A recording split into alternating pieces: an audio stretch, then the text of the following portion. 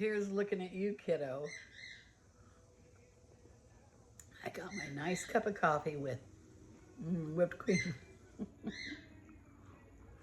mm. You know, today is the last day I'm going to be 81. Tomorrow, I'll be 82. What the hey? I'm getting old. And so I decided, you know what I thought would be a great subject today?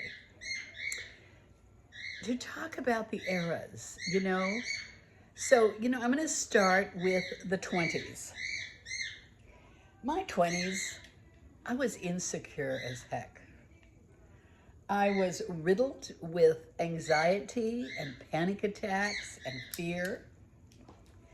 It was also a time of raising my kids. I had my last child when I was 25, my first one at 19, second one at 21, third one at 25. So my 20s were busy raising kids, as I presume most people are. At least, no, they do it later than that now, but people in my era were pretty much busy in their 20s. So 20s for me was not one of my favorite eras at all. And of course the teenage years, I could go back to that, which I loved my teenage years. But I was dealing with an alcoholic father and trying to find my own person and who I was. And so, it's kind of another thing altogether. So I'm going to go from the 20s and then I'm going to go on to the 30s.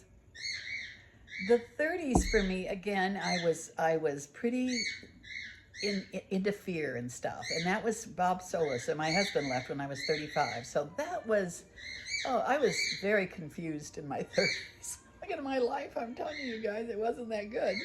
So my 30s were confusing also, and such fear. Didn't know how I was going to take care of my kids. I was looking for another husband right away, and which I didn't find, and thank God. And then my 40s, things began to settle down a little. My business began to prosper a little in my 40s. And I worked real hard. I started getting better sense in my 40s, I'll say that. And I found the Lord in my 40s. I was 41 on the day that I made Jesus the Lord of my life. So that was a good thing. And so like in a couple of years after that, life began to turn around and to get a little better. My 50s were wonderful. I had leveled out. My shop was finally making money, and I was pretty secure in who I had become, and anxiety was gone. I'd called unto God, and He delivered me from all my fears, just as He promised. And so my 50s, they were good. They were really good. I was real productive in my 50s, extremely productive. And then at 59, I got married again after all those years. And that was a delight, which caused my 60s to be my best era. My 60s were beautiful. I was married to Phil Otterman. We had the time of our life. We would like two little kids, two little monkeys swinging from a tree. We just loved each other. As you know, he was from my high school days, and we discovered love at 59. And so all through my 60s, that was just the funnest, most active time of my life. We traveled, we went on 9 cruises, we just went all over the place. We did all kinds of fun things. And so the 60s was really, really a good era. The 70s as well, although I lost Phil when I was 72, and that was real hard. That was a real tough one for me. But I still felt good physically. I was really a powerhouse in my 70s. I got real active in politics and, began to get into more of my spirituality. I became a ordained minister, and I'm a chaplain. And so, I got real into that, and I wrote my books. I wrote both my books in my 70s. At 73, my first book was released, and at 80, on my 80th birthday, my second book was released. So the 70s were very busy, fun, active times for me as well. Now, when I hit 80, I kind of hit a wall. Just boing! And when I say that, I mean, I'm still doing well, but I kind of slowed down at 80. It was like my body, my knees especially, and my eyes began to give me trouble. And so I would have to say that the 80s have been I mean, I don't want to say they're not good. Oh my gosh, my life is wonderful. I wouldn't trade it for anything.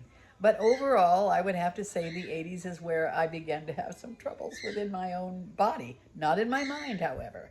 Solid, secure mind. In fact, no fears, no anxieties, none of that, which I'm so grateful for. So, there you have it. But there's a little story I wanted to tell you. This story keeps coming to my mind. And I know I've told it before, but many of you are new and haven't even watched my videos before. And I love this story. It's about my mother again. She'll love the stories about my mother. You know, and it has to do with, you know, how we always talk about our mouth and how important our mouth is. And so in telling, especially telling children good things, it's so important. So I was young, and I had made a comment to my mother. You know, I don't have a talent. Mom, I don't have a talent. You know, Bobby, she writes poetry, and Bro was very artistic, and Sammy can sing and play music, and I don't have a talent. And she said, you have a talent. You can make a nickel seem like a dime. And someday you're going to be so glad you have that talent. And I was like, oh, that I can? A nickel seem like a dime? You know? So I kind of clutched this to my breast and hung on to it.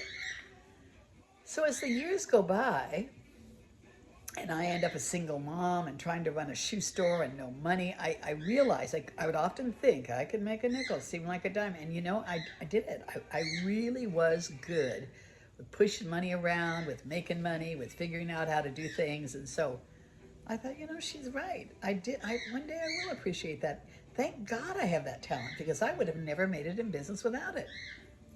So one day I say to her, Mom, when you said that to me, that I could make a nickel seem like a dime, were you just placating me, or did you really see something in me at that age? And she said, I don't even remember saying it. So the point is, look how she was obviously placating me. She was trying to find something to tell me that I could do, because you know, but look at how important it was. Look at that. I mean, she said that to me, and I clutched it to my breast, and I ran with it. And all those years, I thought, you know, I can make a nickel seem like a dime. So I say all that to say this. Purpose in your heart to give somebody that kind of a message, you know, and especially a young person.